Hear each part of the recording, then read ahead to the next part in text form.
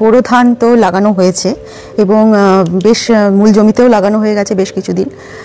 এই সময় কিন্তু বিভিন্ন যে রোগগুলো তার মধ্যে অন্যতম অবশ্যই ঝলসা, এবং এই ঝলসার পাশাপাশি কিন্তু আরও বেশ কিছু রোগ আমাদের চাষি ভাইদের বেশ সমস্যার সম্মুখীন করেন। সেগুলোর মধ্যে রয়েছে যেমন বাদামি দাগ রয়েছে, খোলা পচা, খোলা ধসা, এই ধরনের রোগগুলো, এবং কিছু ফলস স্মার্ট, তারপরে আমরা টুমরো ভাইরাস যেটা বলি, সেই ধরনের মানে টুমরো রোগটা থেকে যে ধানের ক্ষতি হয়, এই সমস্ত রোগগুলো কিন্তু এই সময় দেখা যায়। কিন্তু এর মধ্যে অন্যতম হচ্ছে আমাদের ঝলসা রোগ। ঝলসা রোগ বলতে গেলে আমরা বলি যে এই রোগটি কিন্তু ধান গাছে মানে একদম বিভিন্ন দশায় আক্রমণ করে।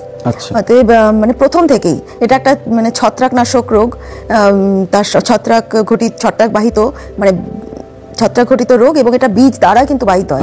শুধুমাত্র বীজ নয়, হ্যাঁ শুধুমাত্র বীজ নয়, এর পাশাপাশি আমাদের যে মানে আগের ফসলের অবশিষ্ট অংশ এবং কিছু আগাছাও এই রোগের জীবাণু বহন করে, উৎস এটা। তা এই রোগের আমরা লক্ষণ প্রথমেই যখন চাষি ভাইরা মাঠ পরিদর্শন করবেন, তারা নিয়মিত মাঠ পরিদর্শন করবেন, এবং এই ধানের মানে এই ঝলসা রোগের লক্ষণটা দেখা যায়, প্রথম দেখা যায় পাতায় কি হয়, মাকুর মতন অর্থাৎ চোখের মতন কিছু দাগ দেখা যায়, যার এই যে দাগগুলো, এই দাগগুলোর মাঝামাঝিটা হচ্ছে ওই ধূসর সাদা রঙের এবং কিনারাটা হচ্ছে বাদামি রঙের।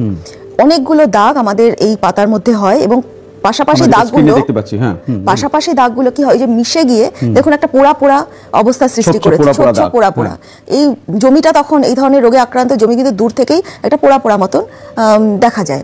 এছাড়াও এই পাতা ছাড়াও মানে পাতা ঝলসাটা ছাড়াও যখন দেখা যায়, যখন মানে গাছের যে কাণ্ড, সেই কাণ্ডের যে গাঁটটা রয়েছে সেখানেও কিন্তু এই রোগ আক্রমণ করে। কি হয়, গাঁটটা কালো হয়ে পচে যায়, এবং ওই একটু হাওয়া দিলে ওখান থেকে গাছটা ভেঙে যাচ্ছে, গাঁটটা ভেঙে যাচ্ছে। আর পরবর্তী ক্ষেত্রে যখন শীষ বের হয়, শীষের ঠিক নিচে সেখানটাও কিন্তু একটা কালো পচা রং মানে পচা রং দেখা যায়, এবং আস্তে আস্তে যারা পুরোটাই পচে যায়। এবং এই সময়টা যদি ঝলসা আক্রমণ করে তবে কিন্তু আমাদের সব থেকে বেশি ফলন মার খায়। আর এর পরবর্তী ক্ষেত্রে আবার দেখা যায় দানাতেও কিন্তু এই ঝলসা রোগের আক্রমণ হয়। মানে এমনও হয় যে দানাটা তো চিটে হয়ে যাচ্ছে, যদি ভেতরে চাল থাকে সেই চালটি পর্যন্ত কালো হয়ে যায়। মানে এই ধরনের পরিস্থিতি হয়। আর তবে ঝলসার ক্ষেত্রে আমরা বলবো চাষি ভাইরা সবসময় সতর্ক থাকুন, বিশেষ করে যখন মানে রাতের তাপমাত্রা 15 থেকে 20 ডিগ্রি সেন্টিগ্রেডের মানে নিচে নেমে যাচ্ছে, এবং জমিতে আমরা বেশি নাইট্রোজেন দিয়ে ফেলেছি, এবং আপেক্ষিক আর্দ্রতা ধরুন ওই মোটামুটি 80-90% থাকে, তখন কিন্তু এই রোগটা ভীষণ ভাবে মানে বলতে চাইছেন যে সেই সময় চাষি ভাইরা একটুখানি সতর্ক থাকবেন। মানে উষ্ণ এবং আর্দ্র আবহাওয়া শুরু হলেই তখন কিন্তু এই রোগগুলোর প্রাদুর্ভাব আরো বেশি করে দেখা যায়। যখন ঝলসা রোগকে নিয়ন্ত্রণ করব, আমরা কিন্তু প্রথমেই বলি যে কোনো রোগ পোকা নিয়ন্ত্রণের ক্ষেত্রে আমাদের উদ্দেশ্য থাকবে আমাদের যে কৃষি শত্রু রয়েছে তাকে সহনশীল সীমার নিচে রাখতে হবে, তাহলে আমরা কিন্তু ফলনটা ভালো পাবো। তা এই তাকে সীমার নিচে রাখার জন্য আমাদের ওই সুসংহত উপায়ে শস্য নিয়ন্ত্রণ করতে, মানে রোগ পোকা নিয়ন্ত্রণ করতে হবে শস্যকে বাঁচানোর জন্য, অর্থাৎ আইপিএম বা ইন্টিগ্রেটেড পেস্ট ম্যানেজমেন্ট। এই কথাটার সঙ্গে আমাদের চাষি ভাইরা জ্ঞাত আছেন তারা, এবং এই ব্যবস্থাপনায় আমরা কি কি করি, মানে পরিচর্যাগত ব্যবস্থা বা জৈবিক নিয়ন্ত্রণ, তারপরে যান্ত্রিক নিয়ন্ত্রণ এবং সর্বোপরি রাসায়নিক ব্যবস্থা, এই সমস্ত ব্যবস্থাপনার মাধ্যমেই রোগ এবং পোকাকে আমরা নিয়ন্ত্রণ করি।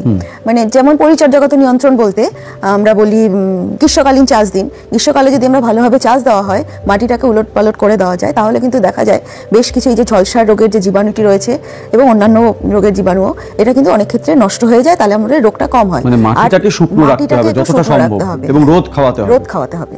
আর এছাড়া মাটিতে যে অবশিষ্ট অংশগুলো রয়েছে সেগুলোকেও কিন্তু সেই সময় তুলে ফেলুন।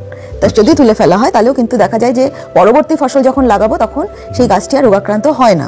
এছাড়াও আমাদের যে বলেছিলাম যে এই ফসল মানে বীজ রোগটি বীজবাহিত, তাই বীজ শোধন অবশ্যই চাষিরা করবেন। আমরা বীজ শোধন নিয়ে আমরা রাসায়নিক পর্যায়ে যখন আলোচনা করবো আমরা ডিটেলসে বলবো। এছাড়াও আরেকটা হচ্ছে যান্ত্রিক পদ্ধতিতে আমাদের নিয়ন্ত্রণ করতে পারি ঝলসা রোগকে, সেটা হচ্ছে ওই সকালে দেখবেন শিশির জমে থাকে ধান গাছের উপরে, সেটাকে যদি কোনো রকম ভাবে ছড়িয়ে দেওয়া যায় তাহলেও কিন্তু ঝলসা রোগের আক্রমণটা প্রকোপটা অনেকটা কমানো যায়। এছাড়া জৈবিক উপায় নিয়ন্ত্রণ, যেমন আমরা ট্রাইকোডার্মা ভিরিডি বা সিউডোমোনাস ফ্লোরেসেন্স ব্যবহার করেও কিন্তু আমরা এই রোগকে নিয়ন্ত্রণের মধ্যে রাখতে পারি। আর এর সর্বোপরি রয়েছে রাসায়নিক ব্যবস্থা, সেটা আমাদের আলোচনার মধ্যে আমরা অবশ্যই বলবেন। রাসায়নিক ব্যবস্থাপনার মাধ্যমে যদি আমরা ঝলসা রোগকে নিয়ন্ত্রণ করতে চাই, তাহলে আমরা বলবো চাষি ভাইরা কিন্তু একদম মানে প্রথম থেকে একে রাসায়নিক ব্যবহার করুন, মানে বীজটা শোধন করুন। আমি বলেছিলাম বীজ শোধনটা একটু আলোচনা করা হয়, কারণ আমরা জানি ঝলসাটা হচ্ছে একটি বীজবাহিত রোগ, অতএব বীজটা আমরা অবশ্যই শোধন করব। ভালো সুস্থ বীজ, সংশিত বীজ আমরা কিনবো এবং কিনে নিয়ে আসার পর আমরা শোধন করব। মোটামুটি শুকনো বীজতলা বা আমরা যখন যদি ছড়িয়ে বুনতে চাই ওই 2.5 গ্রাম মতন আমার থাইরাম এবং 3 গ্রাম কার্বেন্ডাজিম দিয়ে আমরা শুকনো বীজটার সঙ্গে মিশিয়ে শোধন করতে পারি। আর যদি আমাদের মানে কাদানে বীজতলায় হয় তাহলে সেক্ষেত্রে আমরা মোটামুটি 3 গ্রাম ট্রাইসাইক্লাজোল বা 4 গ্রাম কার্বেন্ডাজিম দিয়ে মানে 8 থেকে 10 ঘন্টা 1.5 লিটার জল নিয়ে তার মধ্যে 1 কেজি বীজ নিয়ে তাকে ভিজিয়ে রাখবো এই ওষুধ ঘোলা জলে। এছাড়াও আমাদের মানে বীজতলাটাও শোধন করা উচিত। বীজতলাতে যদি ঝলসা রোগ দেখা যায় তাহলে মানে যদি আমাদের শুকনো বীজতলা হয় মোটামুটি চারা তোলা 7 থেকে 10 দিন আগে, এবং যদি আমাদের কাদানে বীজতলা হয় বীজ লাগানোর মোটামুটি 18 থেকে 25 দিনের মধ্যে কিন্তু আমাদের কিছু ওষুধ স্প্রে করতে হবে। সেই ওষুধগুলোর মধ্যে আমরা বলে থাকি মানে ট্রাইসাইক্লাজোল করতে পারি, আমরা কাসুগামাইসিন করতে পারি 1 ml প্রতি লিটার জলে, ট্রাইসাইক্লাজোল আমরা 0.5 ml 1/2 ml প্রতি লিটার জলে গুলে স্প্রে করুন। আর এছাড়া আমরা আইসোপ্রোথিলিন ব্যবহার করতে পারি। এছাড়া মূল জমিতে যখন আমরা রাসায়নিকটা করব তখনও কিন্তু এই ধরনের ওষুধগুলোই ব্যবহার করব। প্রধানে লাভজনক করার জন্য মানে আমরা লাভ পাওয়ার জন্য আমাদের যে বিষয়গুলোর দিকে নজর রাখতে হবে তার অন্যতম হচ্ছে অবশ্যই বীজটা শোধন করবেন, সংশিত বীজ ব্যবহার করুন, সুষম হারে সার ব্যবহার করুন, গাছ সঠিক দূরত্বে লাগান। লাইন থেকে লাইনের দূরত্ব মোটামুটি 20 সেন্টিমিটার এবং গাছ থেকে গাছ 10 সেন্টিমিটার লাগালেই কিন্তু আমরা অনেক রোগ পোকার হাত থেকে গাছকে বাঁচাতে পারবো। এছাড়া আমাদের যদি অনুখাদ্যের ঘাটতি হয় তাহলে সেটা দেব। এইভাবে যদি আমরা ব্যবহার করি তাহলে দেখা যায় কিন্তু আমরা বোরো ধান থেকে একটা লাভজনক ফসল আমরা পেতে পারি। আচ্ছা, দেখুন ধান গাছে প্রচুর রোগ হয়, মানে ছত্রাক ঘটিত রোগ, ব্যাকটেরিয়া জনিত রোগ এবং তার সঙ্গে সঙ্গে ভাইরাস ঘটিত রোগও আক্রমণ হয়ে থাকে। তো বোরো মরশুমে মানে সবচেয়ে বেশি ক্ষতি হয় মানে এবং গুরুত্বটা সেই ভিত্তিতে যদি আমরা দেখি তাহলে ঝলসা রোগটা একদম শুরুতেই আসে, একদম প্রধান রোগ বোরোর সিজনে, মানে এই মরশুমে ধান চাষ করার সময় চাষি ভাইরা সবচেয়ে বেশি সমস্যার মধ্যে পড়েন, সেটা হচ্ছে ঝলসা। তো যাই হোক, ঝলসা রোগ তো আমরা পরবর্তী ক্ষেত্রে বিশদে ওটা নিয়ে আলোচনা করব। ঝলসা রোগ ছাড়াও আরেকটা রোগ যেটা এই সম্প্রতি রোগটা খুবই বেশি হয়েছে, আগে হয়তো ছিল না, মানে কম হতো, সেটা হচ্ছে বাদামি দাগ রোগ বা চিটে রোগ। এই রোগটা একসময় 1943 সালে আমাদের মন্বন্তর পর্যন্ত হয়েছে, দুর্ভিক্ষ হয়েছে এই রোগের ভিত্তিতে। ফলে এই রোগটাও আমাদের কাছে খুব একটা মানে ছেড়ে দেওয়ার বিষয় নয়, এটাও খুব গুরুত্বপূর্ণ একটা রোগ। পাতায় দাগ হয় এবং এই পাতার দাগ থেকে পত্রফলকের দাগ থেকে সেই দাগ আমাদের ধানের মধ্যেও সেই দাগ আসে। এই যে ধানের মধ্যে দাগ আসলে সেই ধানটা ক্ষতি হচ্ছে, এই হলো বাদামি দাগ রোগ। এর পরের যে রোগটা সেটা হচ্ছে বাদামি দাগ রোগের পরে যেটা আরেকটা গুরুত্বপূর্ণ রোগ, যেটা আমরা চারা যখন করি বীজতলায়, ধানের বীজতলাতে এই রোগটা আমরা দেখতে পাই, সেটা হলো বীজতলায় চারা ধসা রোগ। মানে ওই সময় লালচে হয়ে চারা লালচে হলুদ হয়ে চারা বসে বসে যায় চাকচাক করে। ওই সময় তাপমাত্রা কম থাকার জন্য অনেকের ধারণা, অনেকে এটা ভাবেন যে তাপমাত্রা কমের জন্য এই রোগটা হয়ে থাকছে, কিন্তু এটা তা নয়। এটা কতগুলি ছত্রাক এই রোগের কারণ এবং এটাও একটা ছত্রাক ঘটিত রোগ। অনেকগুলি ছত্রাক এই রোগের মানে সঙ্গে যুক্ত আর কি, সেই রোগগুলো করে থাকে। এছাড়া যখন ফসল মানে ফুল ফুটছে আর কি, ধানে যখন ফুল ফোটে তারপরে দুটো রোগ আমরা দেখি, একটা হচ্ছে নকল ভুষো যেটা লক্ষ্মী লাগা আমরা বলে থাকি, আর একটা হয় কালো ভুষো। এই দুটোই ছত্রাক ঘটিত রোগ এবং ধানের বীজ বিবর্ণ হয়ে যাওয়া রোগ। তবে খেয়ালি প্রকৃতির বদান্যতায় আমরা কিন্তু অসময়ের রোগও এখন মাঠে দেখছি, কিছু কিছু জায়গায় আমরা চাষি ভাইদের দেখি তারা বলে থাকেন, যেমন খোলা ধসা, খোলা পচা। এই রোগগুলো কিন্তু আপনার খরিফ খন্দে ধানে আসার কথা, কিন্তু এই খোলা ধসা, শীষ পচা বা খোলা পচা এই রোগগুলো কিন্তু এখন আমরা দেখতে পাচ্ছি। ঝলসা রোগ মূলত পাতা দিয়ে শুরু হয়। মানে ঝলসা রোগটা এমন একটা মারাত্মক রোগ, মানে যখন আমরা বীজতলা করছি, বীজতলাতে বীজ চারা যখন তৈরি হচ্ছে সেই সময় থেকে শুরু করে ফসল পাকা পর্যন্ত আমাদের সতর্ক থাকা খুবই জরুরি, কারণ এই রোগের রেহাই নেই। কখনো যে একটা বিশেষ সময়ে হচ্ছে তা নয়, ওই সময় থেকে শুরু হচ্ছে, পাতায় দাগ দিয়ে শুরু হয় এবং সেই সময়টা আমাদের খুব সতর্ক থাকা দরকার। এই কারণটা হচ্ছে পাতায় দাগটা কিভাবে হয় সেটাও একটু বলি। শুরুতে দেখা যায় কি পাতার মধ্যে গাঢ় নীল বর্ণের দাগ হয়, ছোট্ট ছোট্ট দাগ, 1 থেকে 3 মিলিমিটার তার বেশি হয় না। এরপর এই দাগটা হয় কি আর একটু জল ভেজা দাগে পরিণত হয়। তারপরে যে দাগটা হয় সেটা হচ্ছে সেই দাগটা আমাদের চোখে পড়ে। আমরা যদি পরিদর্শন করি তাহলে কিন্তু আগের যে পরিবর্তনগুলো বললাম, যে নীল দাগ হবে, তারপরে একটা জলে ভেজা দাগ হবে, তারপরে এই যে দাগটা তৈরি হবে, এই দাগটা চোখের মতো বা মাকুর মতো দাগ হবে। দাগের ঠিক মাঝখানটা হবে ধূসর বর্ণের বা খড়ের মতো রং হতে পারে, আর দাগের চারপাশটা হবে গাঢ় বাদামি বর্ণ এবং দাগের পাশে একটা হলদে রঙের ঘেরা থাকবে। এটা হচ্ছে মূলত দাগের চরিত্র। এবার ওই যে মাকুর মতো দাগ হচ্ছে, সেই দাগগুলো কিন্তু এক একটা দাগ প্রায় 1 থেকে 3 মিলিমিটার তার মানে 1 মিলিমিটার থেকে 2 মিলিমিটার তার মানে পরিধি, মানে কি বলবো, মাঝখানের যে অংশটা সেটা হয়, এবং লম্বায় প্রায় 1-2 সেন্টিমিটার পর্যন্ত হতে পারে। এবং লম্বালম্বি দাগগুলি মিলে গেলে, কিছুক্ষণ আগে আপনাদের ছবি দেখলেন আপনারা, ওই দাগগুলো মিলে গেলে লম্বালম্বিভাবে দাগগুলো একসঙ্গে মিলে যায়, মিলে গিয়ে গোটা পাতার তাকে নষ্ট করে। এখন বিষয় হচ্ছে কি, এই যে যখন বিয়ান ছাড়ে, যেটাকে আমরা বলি পাশকাঠি ছাড়া, পাশকাঠি যখন ছাড়ছে, সেই সময়টা হচ্ছে কি, যে চারা রোয়া করার পরে যে অংশটা মানে কাঠথোড় আসছে, মানে সম্ভাবনা শীষ তৈরি হচ্ছে, ঠিক তার আগের অবস্থাতে তো প্রচুর পাশকাঠি তৈরি হয়, এবং ওই পাশকাঠিগুলো হচ্ছে আপনার কি ভবিষ্যতের এক একটা কাঠথোড় তৈরি করবে, এবং প্রত্যেকটা থেকে একটা করে ফুল হবে। এই ওই কাঠথোড়টা তৈরি হওয়ার আগে যে ইয়েগুলো তৈরি হচ্ছে, বিয়ান যে ছাড়ছে বা পাশকাঠি, সেই পাশকাঠির খোলের মধ্যে খাবারটা সঞ্চিত থাকে, খোল যেটা আমরা পত্রবেষ্টনী বলি, খাবার সঞ্চিত থাকে, এবং যখন ফুল ফোটে দানা পুষ্ট হয়, সেই খাবারটা কিন্তু পরে সঞ্চালিত হয়। তাহলে এই যে লিফ থেকে বা পাতা থেকে খাবার তৈরি হচ্ছে, সেই খাবারটা সঞ্চিত থাকছে, পাতাই যদি নষ্ট হয়ে যায় তাহলে আর খাবার তৈরি হয় না। এক আবহাওয়াটা যে কোনো রোগের ক্ষেত্রে খুবই গুরুত্বপূর্ণ একটা বিষয়।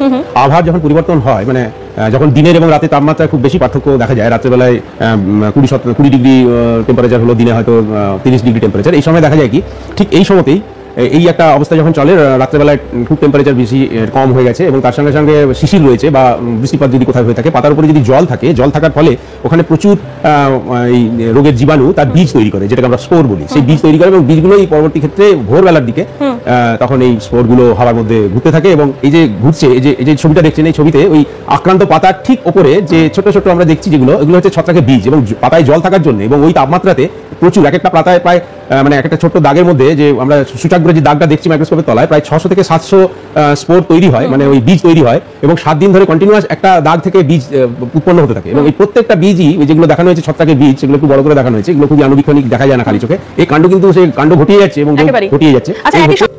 আসলে ঝলসা যে রোগটা ধানের ক্ষেত্রে দেখা দেয়, বিশেষ করে বোরো ধানের ক্ষেত্রে এটা একটা সমস্যা, এবং এইটা মূলত হচ্ছে একটা ছত্রাকজনিত রোগ, এবং এই ছত্রাকের কারণেই কিন্তু গাছে সংক্রমণ হয় ধান গাছের মধ্যে। এবং ধান গাছের যে পাশকাঠি যখন ছাড়ে, মানে যেটা অঙ্গজ দশা বলি, বা আমরা যখন শীষটা বেরোয় ধানের ক্ষেত্রে, ঠিক কাস্তর আসার পর শীষ বেরোয়, সেই দুটো দশাতেই কিন্তু এর আক্রমণ হয়। এমনকি বীজতলা যখন চাষিরা ধান থাকে, তখন কিন্তু সেই চারা অবস্থাতেও অনেক সময় সংক্রমণ কিন্তু দেখা দিতে পারে।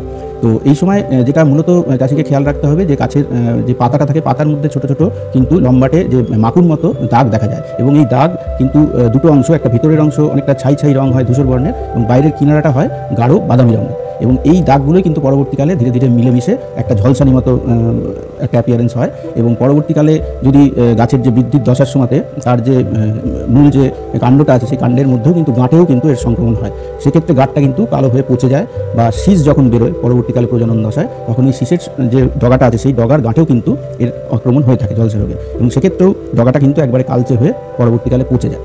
অর্থাৎ যে যখন দিনের তাপমাত্রা অত্যধিক গরম থাকছে এবং রাতের তাপমাত্রাটা অনেকটাই কম, মানে ঠান্ডা থাকছে এবং প্রায় 24 ডিগ্রি সেলসিয়াসের কম থাকছে, এবং যখন বাতাসে অনেক পরিমাণে জলীয় বাষ্প থাকছে বা আপেক্ষিক আর্দ্রতা প্রায় 90% থাকছে, এরকম অবস্থায় কিন্তু সংক্রমণের সম্ভাবনা অধিক হচ্ছে। এবং যদি কুয়াশাচ্ছন্ন হয় সকালের দিকটা বা মেঘলা আকাশ থাকে, এক্ষেত্রেও কিন্তু এর সংক্রমণ দ্রুত বিস্তার লাভ করে।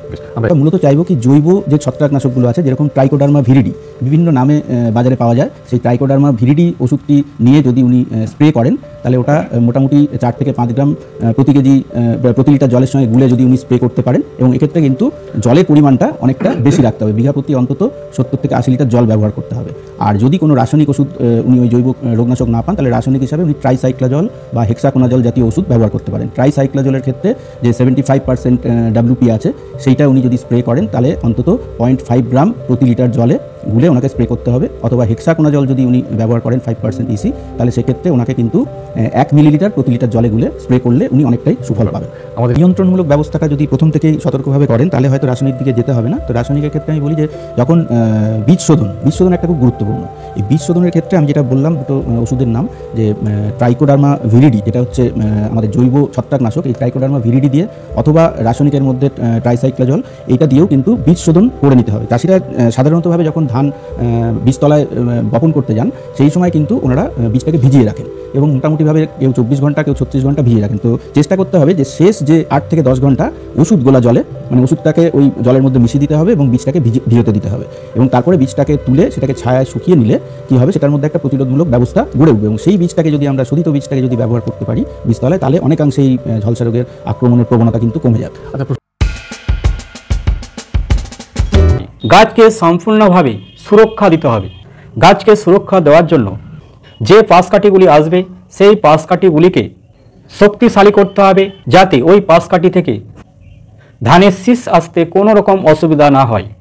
সেই জন্য এই সময় একটি এমন ফ্যাঙ্গিসাইড ব্যবহার করতে হবে যাতে পাতা ঝলসা, পাতায় বাদামি দাগ না আসে, সেই রকম ফ্যাঙ্গিসাইড ব্যবহার করতে হবে। এবং একটি ইনসেকটিসাইড ব্যবহার করতে হবে যাতে মাজরা পোকা সম্পূর্ণভাবে দমন হয়ে যায়। এবং একটি ব্যাকটেরিয়া নাশক ব্যবহার করতে হবে, কোনো রকম ব্যাকটেরিয়া ঘটিত ঝলসা রোগ না চলে আসে। সুতরাং 40 দিনের মাথায় একটি ইনসেকটিসাইড, একটি ফ্যাঙ্গিসাইড এবং একটি ব্যাকটেরিয়া নাশক ব্যবহার করতে হবে। এখানে যে সকল ফ্যাঙ্গিসাইড ব্যবহার করবেন সেই সকল ফ্যাঙ্গিসাইডে যেন অবশ্যই টাইসাইক্লোজল, কারণ এই 40 দিনের মাথায় টাইসাইক্লোজল ব্যবহার করতে হবে। যদি টাইসাইক্লোজল ব্যবহার করেন তাহলে পাতা ঝলসা এবং পাতায় যে বাদামি বর্ণ চলে আসে, বাদামি দাগ চলে আসে, সেগুলিকে সম্পূর্ণভাবে নির্মূল করবে। যদি পাতাকে সম্পূর্ণভাবে সুরক্ষা দিতে পারেন তবে কাস্তর ভালো আসবে, বুটিং স্টেজ ভালোভাবে সেটিং হবে। আর যদি পাতায় ঝলসা চলে আসে, বুটিং স্টেজের অর্থাৎ কাস্তরের প্রচুর অসুবিধা হবে, যে শীষগুলি আসবে সে শীষগুলি ছোট হয়ে যাবে। সুতরাং পাতা ঝলসা না আসে তার জন্য আগে থেকেই গাছকে সুরক্ষা দিতে হবে টাইসাইক্লোজল যুক্ত যে কোনো ফ্যাঙ্গিসাইড ব্যবহার করে। আমি এখানে অনেকগুলি রিকমেন্ড করছি, তার মধ্যে যে কোনো একটা ব্যবহার করবেন। প্রথমেই দেখতে পাচ্ছেন ইন্দোফিলের মার্জার। এই মার্জারের মধ্যে আছে টাইসাইক্লোজল 18% এবং ম্যানকোজেব 62%। এইটি যদি ব্যবহার করেন পাতা ঝলসা সম্পূর্ণভাবে নির্মূল হয়ে যাবে এবং পাতায় যে লাল বাদামি দাগ চলে আসে সেই দাগ সম্পূর্ণভাবে নির্মূল হয়ে যাবে এবং প্রিভেন্টিভ হিসাবে কাজ করবে। যদি এইটা ব্যবহার করেন কখনোই পাতা ঝলসা এবং পাতায় বাদামি দাগ আসবে না। ধানে আপনারা ব্রাউন স্পট অর্থাৎ পাতায় যে বাদামি বা মরিচা দাগ আসে সেগুলিকে নির্মূল করবে এবং ব্লাস্ট অর্থাৎ ঝলসা, সেটি পাতা ঝলসা হতে পারে কিংবা শীষ ঝলসা হতে পারে, এই পাতা ঝলসা এবং শীষ ঝলসা সম্পূর্ণভাবে নির্মূল করবে। কোম্পানির ডোজ 500 লিটার জল নেবেন, ওই 500 লিটার জলে 1000 থেকে 1250 গ্রাম মার্জার নেবেন, অর্থাৎ 1 লিটার জলে 2 গ্রাম, 15 লিটার জলে 30 গ্রাম মার্জার ব্যবহার করতে পারেন। এর পরের ফ্যাঙ্গিসাইডটি হলো ইন্দোফিল কোম্পানিরই ইমপ্রেশন। এই ইমপ্রেশনে আছে টাইসাইক্লোজল 45% এবং হেক্সাকোনাজল 10% WG আকারে। এটি ধানের ব্লাস্ট এবং শীত ব্লাইট অর্থাৎ খোলা পচা এবং যে কোনো ঝলসা রোগকে প্রতিরোধ করবে এবং ব্রাউন স্পট, মরিচ দাগ, বাদামি দাগ, এই দাগগুলিকে সম্পূর্ণভাবে নির্মূল করবে। 500 লিটার জলে 500 গ্রাম অর্থাৎ 1 লিটার জলে 1 গ্রাম অর্থাৎ 15 লিটার জলে 15 গ্রাম। এর পরের ফ্যাঙ্গিসাইডটি হলো ইন্দোফিল কোম্পানির টাইসাইক্লোজল 75%। বান নামে পরিচিত। এইটি ধানের ব্লাস্ট, সেটি পেনিক্যাল ব্লাস্ট হতে পারে কিংবা লিপ ব্লাস্ট হতে পারে, অর্থাৎ শীষ ঝলসা, পাতা ঝলসা এবং বাদামি দাগ সম্পূর্ণভাবে নির্মূল করবে। 500 লিটার জলে 300 থেকে 400 গ্রাম ব্যবহার করতে পারেন। 15 লিটার জলে 12 গ্রাম বান ব্যবহার করতে পারেন। এই টাইসাইক্লোজল 75% যুক্ত অন্যান্য যে সকল ফ্যাঙ্গিসাইড পাবেন সেগুলি হলো IIL কোম্পানির ফোর্স 11 কিংবা কৃষি রসায়ন কোম্পানির ট্রিক কিংবা টাটা এলিস কোম্পানির ম্যান্টিস কিংবা NaCl অর্থাৎ নাগার্জুনা কোম্পানির সিভিক। আপনারা বানের পরিবর্তে এগুলি ব্যবহার করতে পারেন। এর পরের ফ্যাঙ্গিসাইডটি হলো বান গোল্ড। এখানে টাইসাইক্লোজল 70% WG আকারে আছে। এইটিও ধানের ব্লাস্ট, লিপ ব্লাস্ট এবং নেক ব্লাস্ট, শীষ ঝলসা এবং পাতা ঝলসা সম্পূর্ণভাবে নির্মূল করবে এবং পাতায় যে বাদামি দাগ আছে সেই দাগকেও নির্মূল করবে। 500 লিটার জলে 300 গ্রাম। এর পরের ফ্যাঙ্গিসাইডটি হলো ক্রিস্টাল কোম্পানির অ্যাজোটিক্স। সরাসরি আপনারা ক্রিস্টাল কোম্পানির ওয়েবসাইট থেকে দেখতে পাচ্ছেন। এই অ্যাজোটিক্সে অ্যাজোক্সিট্রোবিন 16.7% এবং টাইসাইক্লোজল 33.3% SC ফর্মে আছে। এটি কেবলমাত্র ধানের জন্য রিকমেন্ড করেছে। ধানে ব্রাউন স্পট অর্থাৎ বাদামি দাগ, ব্লাস্ট এবং শীত ব্লাইট অর্থাৎ খোলা পচা রোগকে প্রতিরোধ করবে এবং যে কোনো ঝলসা রোগকে এবং বাদামি দাগকে। প্রতি একরে 200 ml অর্থাৎ প্রতি ট্যাঙ্কে 20 ml করে ব্যবহার করতে পারেন। এর পরের ফ্যাঙ্গিসাইডটি হলো আদামা কোম্পানির ব্লাসিল। এখানে টাইসাইক্লোজল 20% এবং প্রোক্লোরাজ 23.5% আছে। এটি আপনারা ধানে ব্যবহার করতে পারেন। ব্লাস্ট ডিজিজ অর্থাৎ ঝলসা রোগ সম্পূর্ণভাবে নির্মূল করবে, সেটি পাতা ঝলসা হতে পারে কিংবা শীষ ঝলসা হতে পারে। সুপার ব্লাস্টিসাইড এবং যদি এর ডোজ দেখেন তাহলে প্রতি একরে 400 ml অর্থাৎ প্রতি ট্যাঙ্কে 15 লিটার জলে 40 ml করে নেবেন। এর পরের ফ্যাঙ্গিসাইডটি হলো সিনজেন্টা কোম্পানির ফিলিয়া 525 SE। এখানে টাইসাইক্লোজল 34.2% এবং পপিকোনাজল 10.7% আছে। এই ফিলিয়া ধানের সিড ব্লাইট অর্থাৎ খোলা পচা এবং ব্লাস্ট এই দুটি রোগকে সম্পূর্ণভাবে নির্মূল করবে। 500 লিটার জলে 625 মিলি অর্থাৎ 15 লিটার জলে আপনারা 12 থেকে 15 ml নিতে পারেন। পরের ফ্যাঙ্গিসাইডটি হলো কটেভা কোম্পানির গ্যালিলিও সেন্সা। এই গ্যালিলিও সেন্সা যদি আপনারা ধানে ব্যবহার করতে চান তাহলে 500 লিটার জলে 1 লিটার ব্যবহার করতে হবে, অর্থাৎ প্রতি লিটার জলে 2 ml করে নিতে হবে। 15 লিটার জলে 30 ml করে নিতে হবে। লিপ ব্লাস্ট, পেনিক্যাল ব্লাস্ট এই দুটি রোগকে সম্পূর্ণভাবে কন্ট্রোল করবে। তাহলে কি কি ফ্যাঙ্গিসাইড ব্যবহার করতে পারেন তা উল্লেখ করলাম, এর মধ্যে যে কোনো একটি ব্যবহার করতে পারেন। এরপরে আসবো কি কি ব্যাকটেরিয়া নাশক ব্যবহার করবেন। আপনারা ব্যাকটেরিয়া নাশক হিসাবে ধনুকা কোম্পানির কাসু বি, যেখানে কাসুগামাইসিন 3% আছে, ধনুকা কোম্পানি ছাড়াও অন্যান্য কোম্পানির কাসুগামাইসিনও নিতে পারেন, কিন্তু কাসুগামাইসিনই নেবেন।